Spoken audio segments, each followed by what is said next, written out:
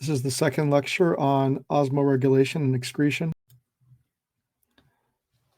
One of the problems confronted by animals is that when they eat protein or any material with nucleic acid, there's a lot of nitrogen in those foods. And so whether they're using that food for energy or converting it to fat or carbohydrate, you'll end up with nitrogen. And the form that it ends up in is as ammonia, which is NH3. And it turns out that ammonia is very toxic. And so for animals that live in an aqueous environment in the ocean, such as a pond or the ocean, they can simply excrete ammonia directly. Other animals, it's more of a problem. They don't have the luxury of having a lot of water to dilute the ammonia.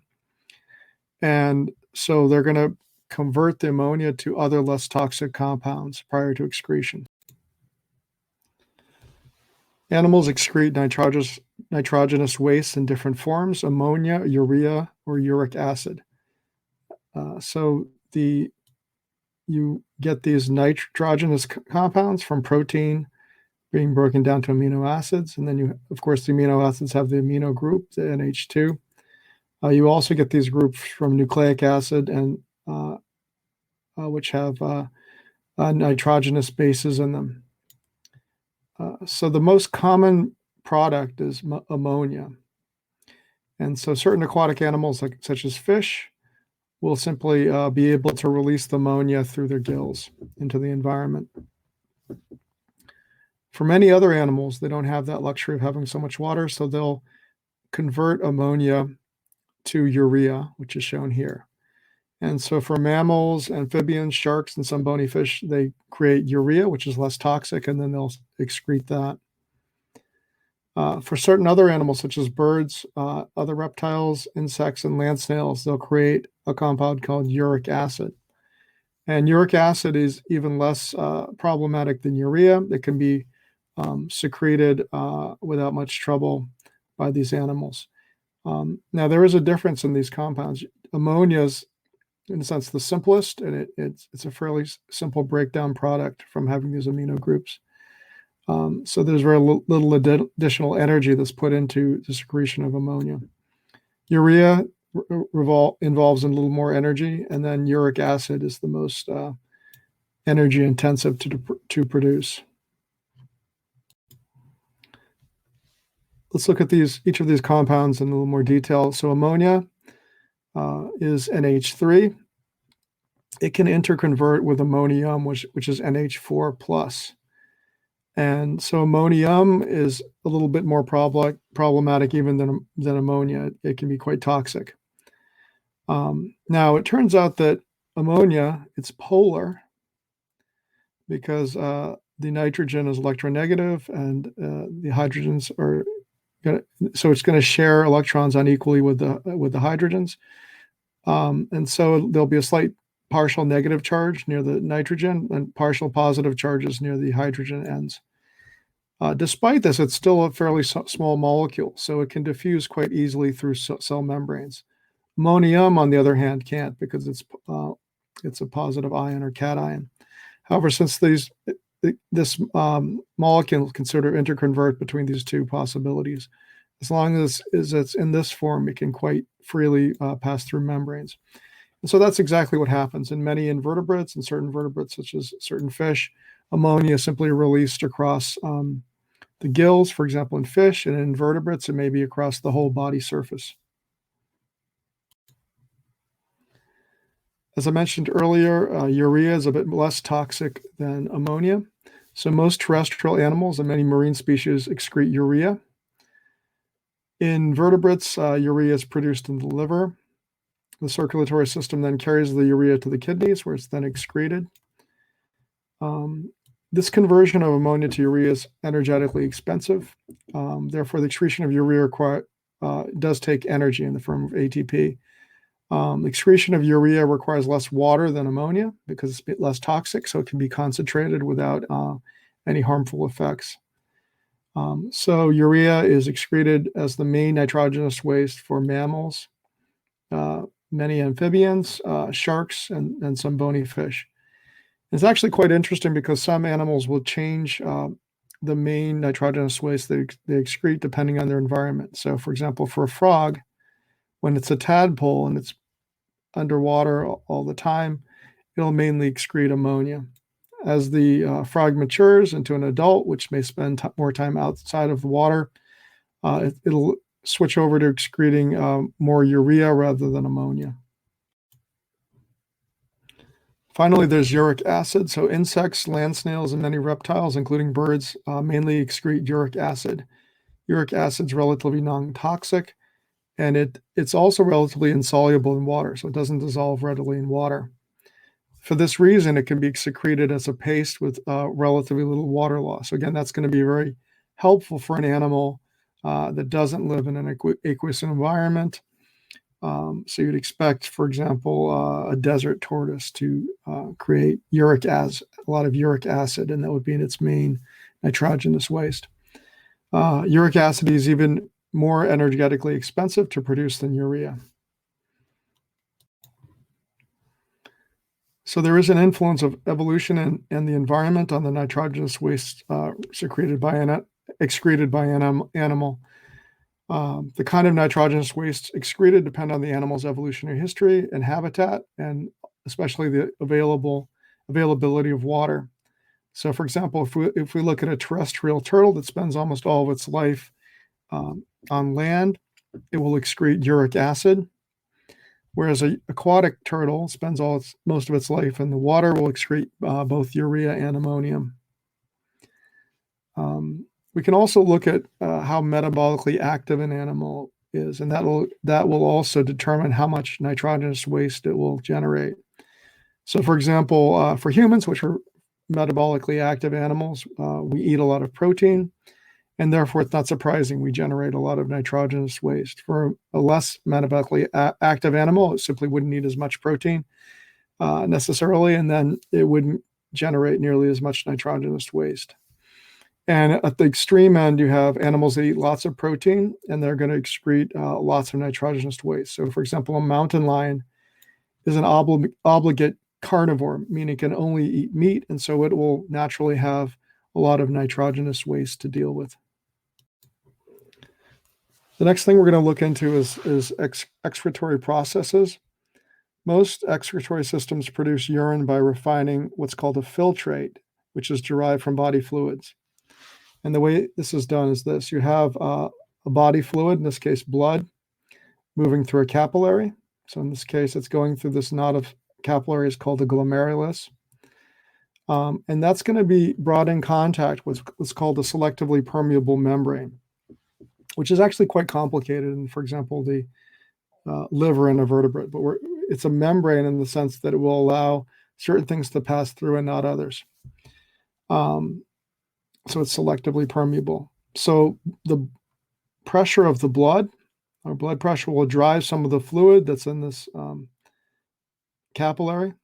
So some of the fluid from the plasma will pass through this membrane. And we're not talking about a cell membrane. It's a membrane that consists of several cell layers. It's quite complicated. The fluid that passes through this membrane is called a filtrate. So, for example, in us, cells and proteins do not cross the membrane. So they would be retained within the blood plasma. Red blood cells, white blood cells, various blood proteins such as serum albumins and so forth would remain in the capillary. However, water and solutes, such as sugars, amino acids, nitrogenous waste, will all be able to cross this membrane, and they'll end up in the filtrate. So, for example, here, this is showing you part of a nephron, which is this functional unit in the kidney. And so we have a glomerulus, which is this capillaries, and then we have this thing called the Bowman's capsule. And so the filtrate will end up in the lumen of the Bowman's capsule, and it will contain all those various solutes as well as water. So one of the biggest things you have to sort of grasp is how the kidney really functions. And it's actually surprisingly similar to the Marie Kondo method. So if you've ever seen her show on Netflix, what she does is she'll ask people to make a pile, for example, of their clothes, with the intention of getting rid of some of them. And so what they'll do is they just make a huge pile of all their clothes on their bed. And then what they'll do is selectively take back the items that spark joy. And then the other ones they'll put in a box to be given away. So your kidney works on the same principle. Basically, remember all these things ended up in the filtrate. So you had the nitrogenous waste, which you want to get rid of. You can imagine toxins would end up also in the filtrate, but also things like amino acids, which are helpful for building cellular cells. You know, they're a building block for protein. Amino acids can also be oxidized as a fuel.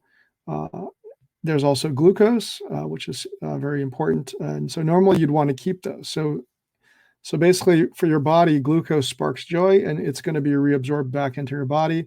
Amino acids would spark joy and it would be reabsorbed back into your body. So the process it starts off fairly non-selective in the sense that you're allowing the loss of many things. Again, the cells, like red blood cells and white blood cells and blood proteins are retained within the blood plasma. But almost everything else that's smaller will end up in the filtrate. And then what your body will do is selectively reabsorb using often active processes, sometimes passive processes, but there'll be a reabsorption process to bring back the molecules that your body needs. Okay, in this slide, we've gone a little bit further. We now have the filtrate, and it's being generated here because of the hydrostatic pressure or blood pressure that's pushing the fluid out. So we have a continual production of filtrate, which includes those solutes, such as glucose, amino acids, and things like that. So it's moving along. And then there'll be processes that will be involved in the reabsorption of the solutes that your body needs. And so that's shown here. So the process this is called the reabsorption, which is the process of selective reabsorption. This recovers useful molecules and water from the filtrate and returns them back to the blood plasma. So actually there's a lot of water that's in the filtrate. And if you didn't reabsorb that water, you'd become very dehydrated very quickly. So you also, in addition to the solutes, you also reabsorb water back into your blood plasma. So valuable solutes such as glucose, salts, such as sodium chloride, vitamins, hormones, amino acids are reabsorbed, often by active transport. As you'll see, sometimes these things can be reabsorbed by passive transport. For example, water often if there's an active process reabsorbing sodium chloride or salt, then the water will passively follow via osmosis. Okay, in addition to reabsorption, there's another process called secretion. So let's look at this in order. So after reabsorption, non-essential solutes and waste are left in the filtrate. So the filtrate continues along. And then the next process is secretion. So more non-essential solutes and waste are added to the filtrate. And this is going to be an active process. For example, there might be transport proteins that move toxins out of the blood and into the filtrate within this tubule. So this is a kidney tubule, also called a renal tubule. And what else? Other things that might be secreted, might be things like hydrogen ion and things like that. At some point, eventually, this filtrate has been refined in a sense. You've did this first crude process where you made the filtrate, then you reabsorbed the things that spark joy that the body needs. You then secreted toxins and say ions you don't need. And now you've ended up with essentially urine. So it's no longer filtrate, but it's urine. And this is ready to be excreted from the body. So excretion is the process of the filtrate leaving the body as urine. So processed filtrate containing nitrogenous waste is released from the body.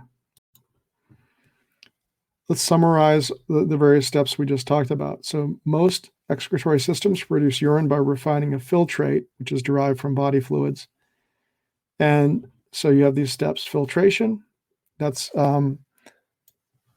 relatively non-selective. I mean, we retain, again, the cells and the plasma proteins, but almost everything else goes together. So you have the water and all these solutes Then you reabsorb, so you reclaim valuable solutes. Then you have secretion, so you're adding non-essential solutes and wastes, toxins, things like that to the filtrate. And then finally, the filtrate becomes urine, and then that's excreted from the body. So in that process, you're going to lose various nitrogenous wastes and other toxins and things like that, and ions that you don't need will all be excreted from the body. So excretion means essentially the fluids now leaving the body and won't return. We're going to skip the sections on protonephridia, metanephridia, and Malpighian tubules. Kidneys are the excretory organs of vertebrates. They function both in excretion and osmoregulation. There are numerous tubules in kidneys that are highly organized and that are closely associated with a network of capillaries. Let's look first at some of the gross anatomy. So here are the kidneys. There's two of them. They generate urine, which will enter the ureters. So you see two ureters here. The two ureters drain into the urinary bladder, and then urine exits the bladder through the urethra. In addition to this, you can see that the kidneys receive blood through the renal artery, and then blood is returned back to the heart through the renal vein.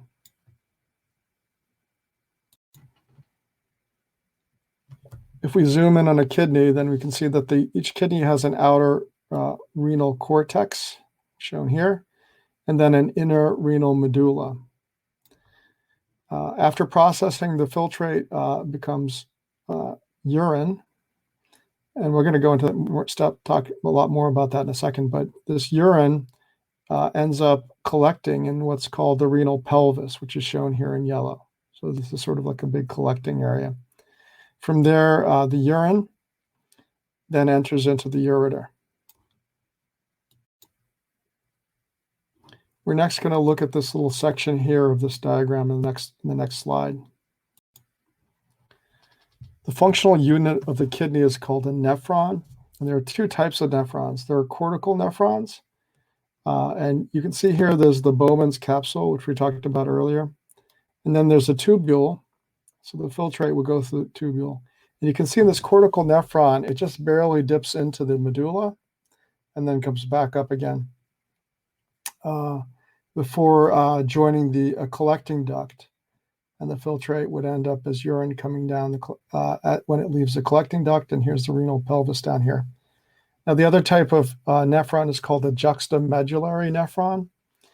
And that's because the renal corpuscle, or the Bowman's capsule, like I should say, keep with the same terminology, the Bowman's capsule is a little bit further down. It's closer to the medulla.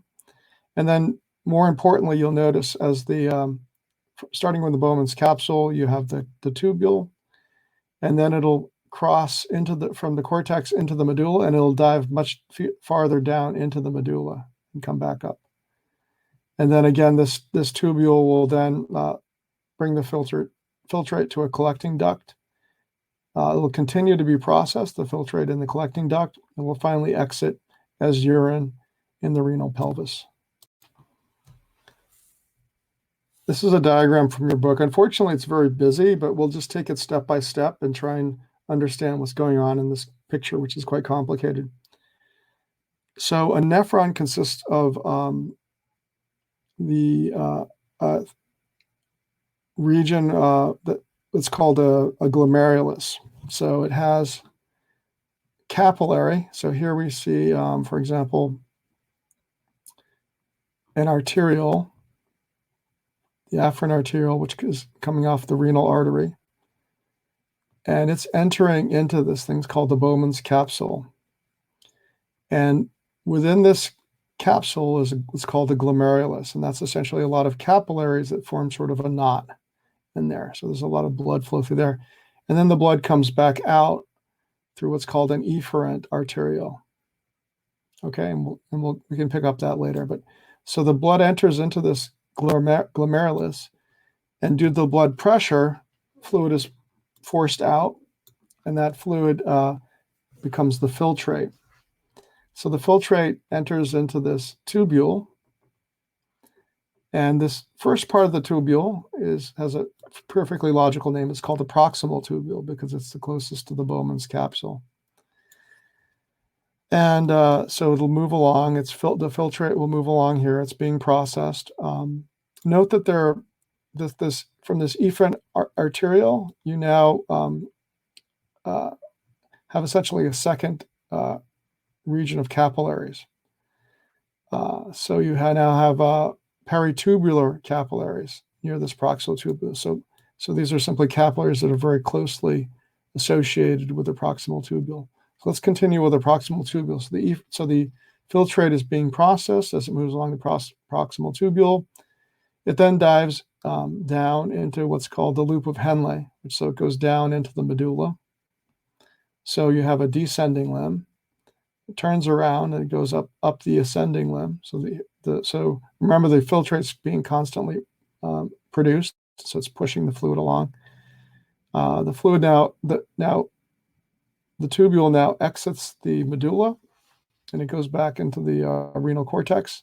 And now it has a different name. It's called the distal tubule. So this is all the distal tubule.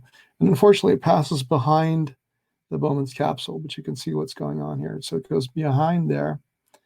And there's more processing of the filtrate in the distal tubule. And then eventually this fluid then enters into what's called the collecting duct. So this is the end of the nephron at the end of the distal tubule. And now a bunch of nephrons have all joined together into what's called the collecting duct. So the fluid enters the collecting duct.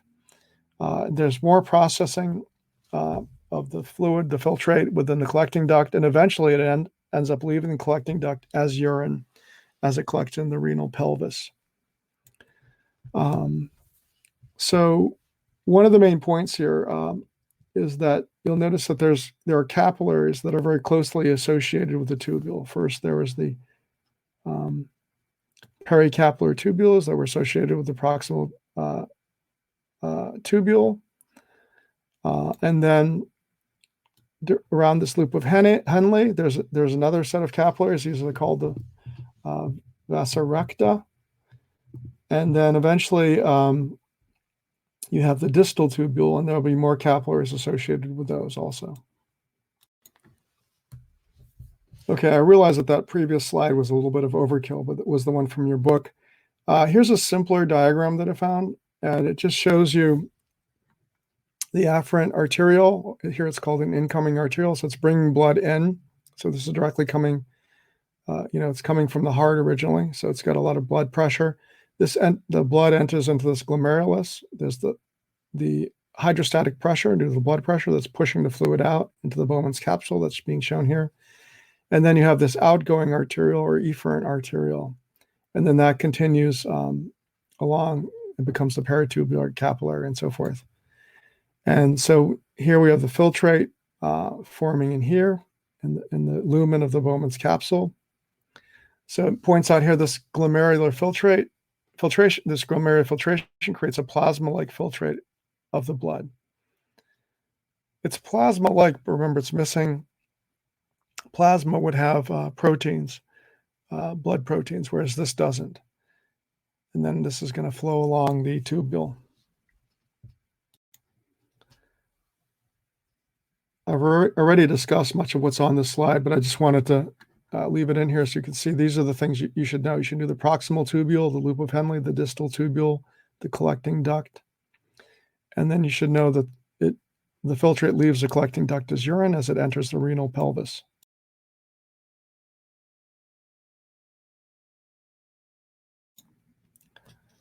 Next, we're going to look at each section of this tubule and see what happens. The first section we're going to look at is the proximal tubule.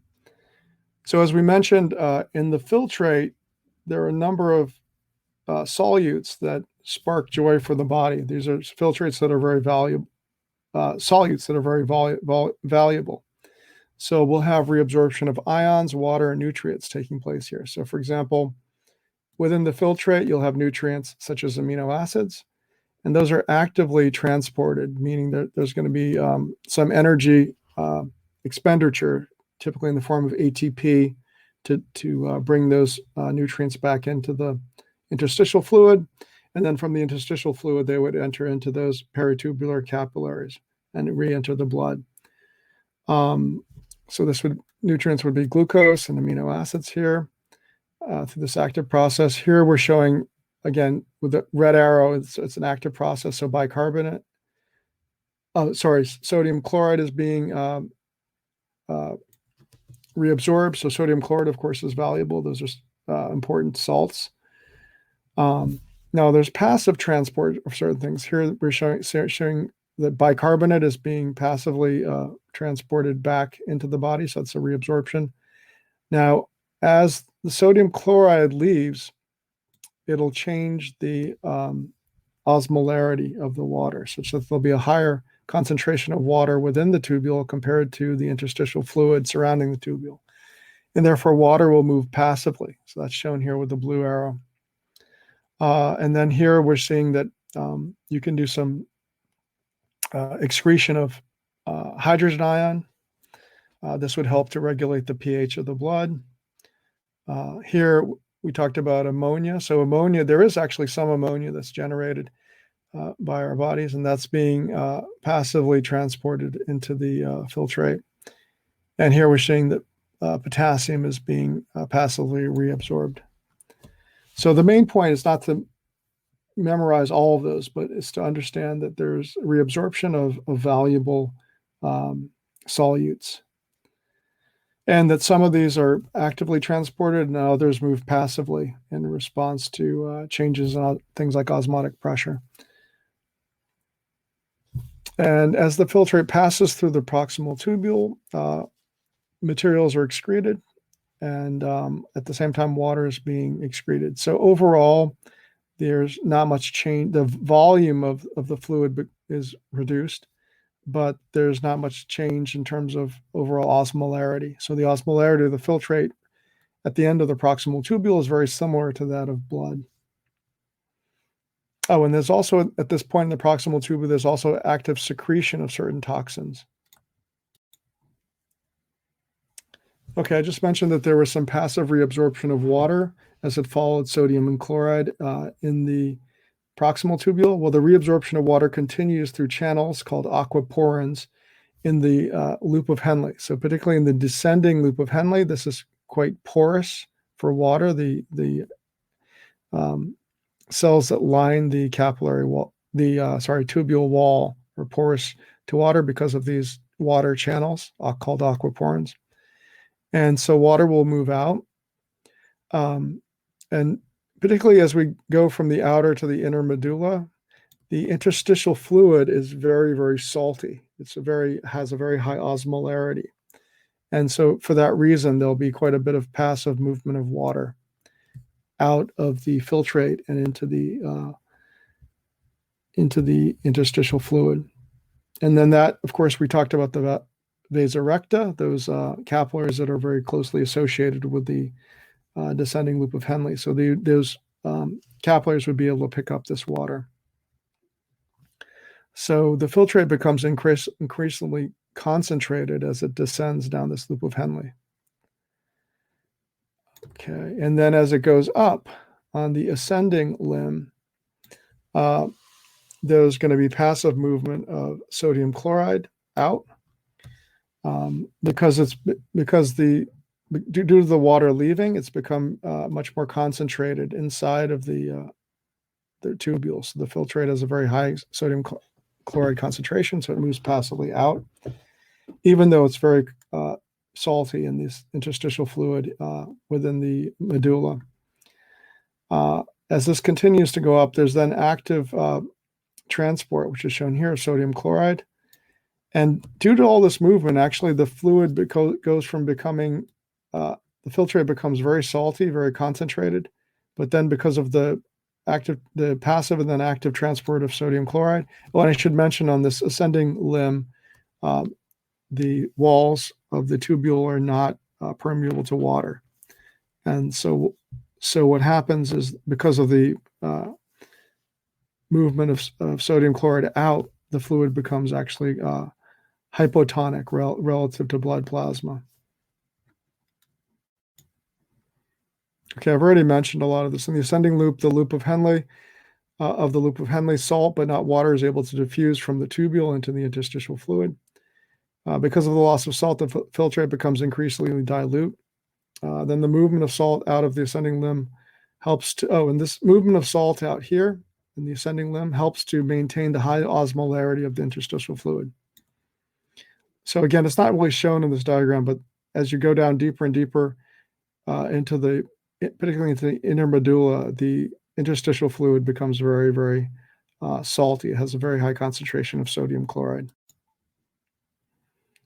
Okay, at this point, the filtrate is now hypotonic, and now it now enters into the distal tubule, and the distal tubule is going to regulate things like potassium and sodium chloride concentrations of the body fluids. So there's going to be, for example, here we can see there's reabsorption of water passively. There's absorption of sodium chloride, active reabsorption of bicarbonate, and there's secretion of potassium and hydrogen ion. And then finally, from the distal tubule, the filtrate enters the collecting duct. This carries the filtrate through the medulla, which is up here, and then, through the cortex, then through the medulla, and then into the renal pelvis.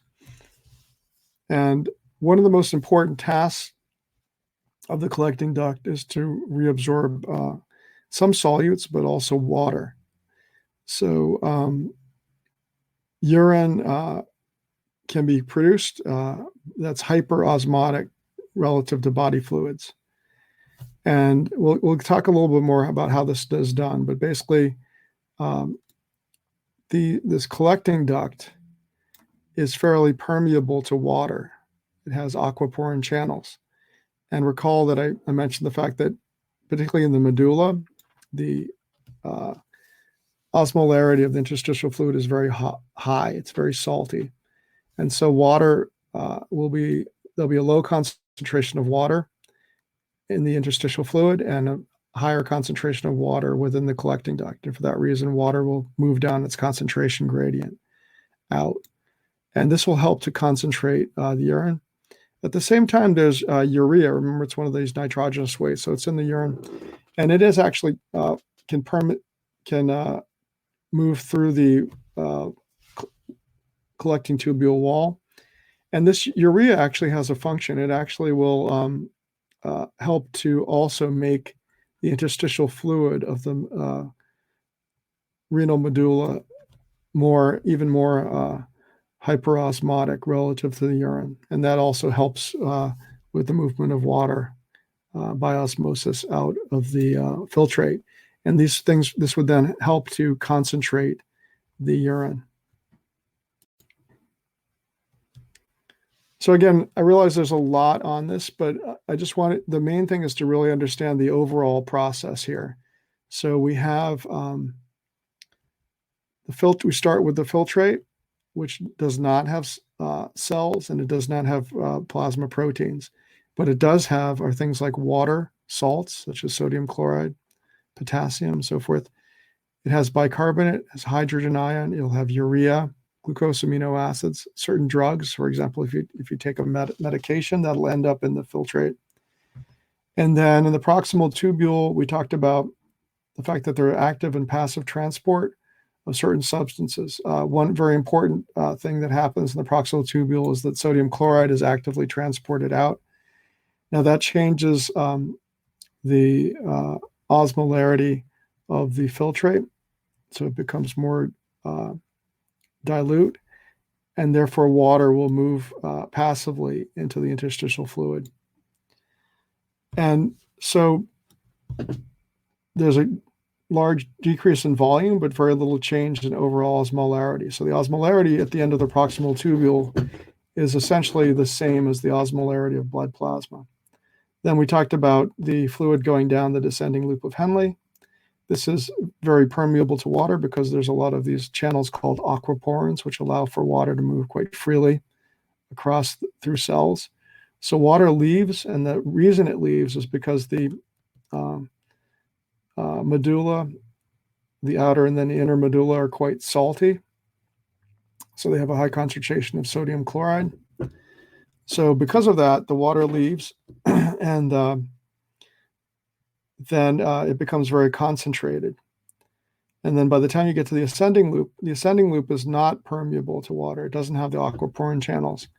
But sodium does move passively out of this very concentrated filtrate and into the interstitial fluid. And then as we go up into the outer medulla, there are active processes. It uses ATP to pump sodium chloride out. Now, because so much sodium chloride has moved either passively and actively, the filtrate has actually become hypotonic at this point relative to blood plasma. And then finally, in the distal tubule, you'll have more movement of sodium chloride. It's being actively pumped out, and there's additional movement of water out. Now, at this point, the osmolarity actually returns more or less fairly to the point where it's fairly similar to that of blood plasma. You notice there are also adjustments that are made here in terms of you can have the active secretion of protons or hydrogen ions, so that would affect blood pH. You can have the reabsorption of bicarbonate. Again, that would affect blood pH. So this bicarbonate reabsorption would make the blood more alkaline. Hydrogen secretion would also make the blood more alkaline. And there are also some adjustments in terms of potassium levels. So you can have active secretion of potassium there. At this point, the filtrate then enters into the collecting duct. And here's where there still can be active reabsorption of sodium chloride. And there's also a lot of reabsorption of water to make very concentrated urine. So this whole thing, all this talk about concentrated urine sounds like it's sort of trivial, but it actually turns out to be extremely important. So the mammalian kidney's ability to conserve water is a key terrestrial adaptation. So if you'll find that mammals, for example, are very good at this, and they've been able to go and inhabit many different ecological niches, even places that have relatively little amounts of water. So I want to go over a few key points because I know it can be confusing. So hyperosmotic urine. By hyperosmotic, I mean that the urine has an osmolarity that's higher than that of blood plasma. It can only be produced because there's a considerable amount of energy that's expended on the transport of solutes against their concentration gradients. So for example, I just discussed the movement of sodium chloride against its concentration gradient. And then the other thing another key point is there are two primary solutes that are affecting the osmolarity. Those are sodium chloride and urea. So you notice that in the medulla, the whole function or the main function of the loop of Henle has to do with the concentration of sodium chloride in the interstitial fluid there. And why do you want to do that? Well, you want to make the medulla very salty, because then when the urea passes down the collecting duct, it's going to urea passes. The other thing is that urea also passes from the filtrate to the inner medulla through the epithelium of the collecting duct. Okay, so both of those things add to the saltiness of the interstitial fluid within the medulla. And then when the filtrate passes at the last step before it becomes urine, it's going through the collecting duct. So that's the last point at which you can then reabsorb water. And then at that point, lots and lots of water can be reabsorbed because of just how concentrated the interstitial fluid is within the medulla. And so that's really when you get the extremely high osmolarity urine at that point, because of the fact that the collecting duct has to pass through the inner medulla. So this is a picture from your textbook, and it illustrates some of the things I talked about earlier. So your blood plasma has a certain osmolarity. It's 300 milliosmoles per liter. Now, initially, you have the filtrate forming, and it essentially has almost all the same solutes and things like that as the blood plasma. And so it has a very similar osmolarity, about 300 milliosmoles per liter. And there's a lot of reabsorption of sodium chloride, but at the same time, water follows passively across the walls of the proximal tubule. So the overall osmolarity at the end of the proximal tubule is still 300 milliosmoles per liter. Then as the filtrate as the tubule passes from the cortex and into the outer medulla and then the inner medulla, water moves through aquaporin channels out of the filtrate because of how salty the interstitial fluid is. And so the filtrate becomes more and more concentrated. And then finally, you reach the ascending limb. In the ascending limb, things are sort of reversed. There are no aquaporin channels. So the walls of the tubule are relatively impermeable to water. Initially, because of how concentrated this filtrate has become, there's passive movement of sodium chloride out. And that actually is good because it's going to replenish the sodium chloride that may be lost. For example, remember there's the vasa recta, there's our capillaries here. So they're going to be removing water and some salts and so forth all the time. And so this movement of sodium chloride into the inner medulla helps to replenish any that's lost. And then as you get to the upper part of the ascending limb, now there's active transport of sodium chloride. And these walls are still impermeable to water. And so the removal of all this sodium chloride means the osmolarity goes down. In fact, by the time you get to the distal tubule, the osmolarity of the solution is actually hypoosmotic. It has a lower osmolarity than that of the blood plasma at 100 milliosmoles per liter. And this continues along. And there may be some adjustments. Like I said, you probably eventually at the end of the distal tubule, you get back to about 300 milliosmoles per liter roughly.